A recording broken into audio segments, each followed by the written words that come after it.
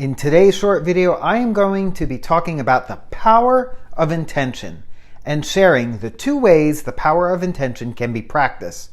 And one of them is the way that 98% of the population practices it. And from my experience, it's definitely the harder way. So are you ready to learn an easier way? Then let's go.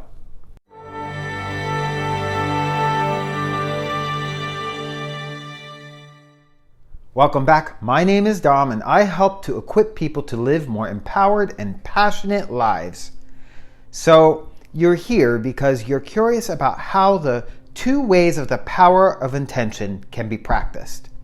Well, I'm going to get right to it. The first way is the more common way that it's practiced. It's the way that 98% of the people on the planet practice intention, and it's actually the harder way. So I'm going to explain this using an experience that I recently had on vacation.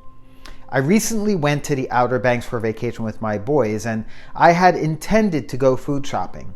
The way I had to do it was the common way that most people go grocery shopping.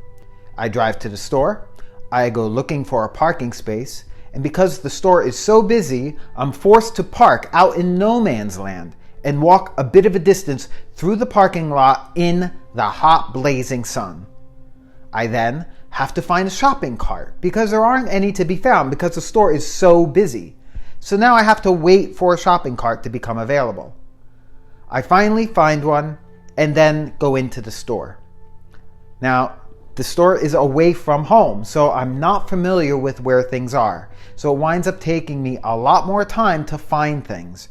And again, the place is packed with people, so I'm having to deal with crowded aisles and waiting on long lines at the deli counter. And further, I finally go to check out, and there are long lines to contend with again. And then I have to bag my food and walk it out to the car in the hot sun that's parked out in no man's land and load up the trunk with my groceries. Then I have to go and put the cart back. In total, it took me about 90 minutes, and it was quite tiring, to say the least, especially after driving 10 hours. Needless to say, it required a bit of time and energy to get my shopping done. This is not the way I had dreamed of starting a vacation. But this is the way that 98% of people practice intention.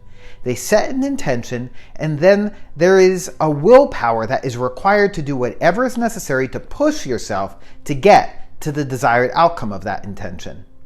In this experience of food shopping, I was assuming control of every aspect in the experience. Now, when I originally planned to shop, when I was planning this trip, this wasn't the way I had originally intended to do my food shopping. I'm on vacation, and so I didn't want to have this kind of experience. My plan was to log into their website, place my intention for what I wanted into my online shopping cart, pay for it, and then when the order was ready, I would be notified via text to come and pick up the order. There's no effort on my part at all, really. I don't even need to get out of my car. There's actually a primo reserved parking spot waiting for me to pull right into in the front of the parking lot. I simply show up in my primo parking spot, punch a link on my mobile device, and moments later, almost like magic, they are loading my trunk up with everything that I had intended to buy, with no effort whatsoever on my part. This experience represents the second kind of intention, the intention that only 2% of the people are actually practicing. And so this is where we set an intention and we have trust in the process that things are working and conspiring for us in the background. And we don't have to willpower or effort our way through it.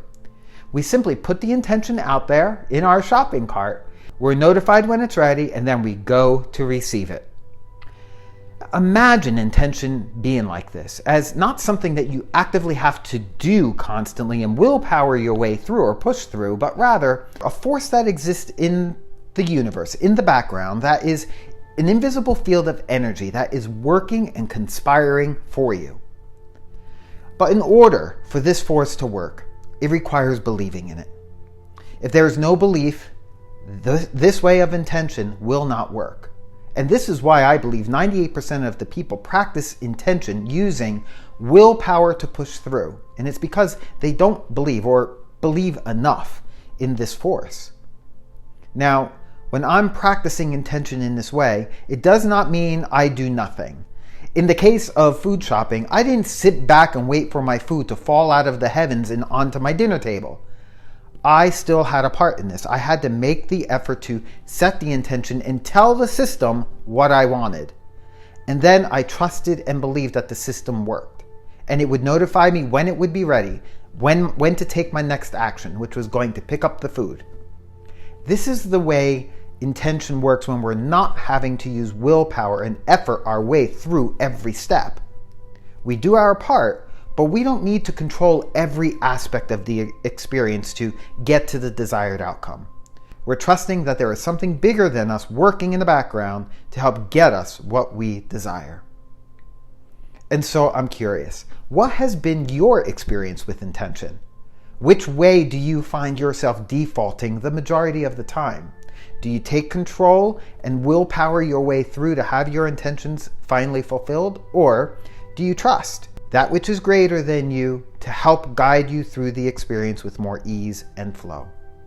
Share it in the comments below, and if you've had an experience where you've set an intention and it almost seemed miraculous or magical for you, I would love for you to share it in the comments below to help inspire others to consider giving this a try. It really requires us to get out of our heads and the need to control every aspect of how we're going to experience our life. And instead, it requires us to live more presently, loving the experience for whatever it is in the moment, and without the need to control every aspect of the experience. Trusting that there are no mistakes and you're always right where you need to be in every experience you're in the middle of.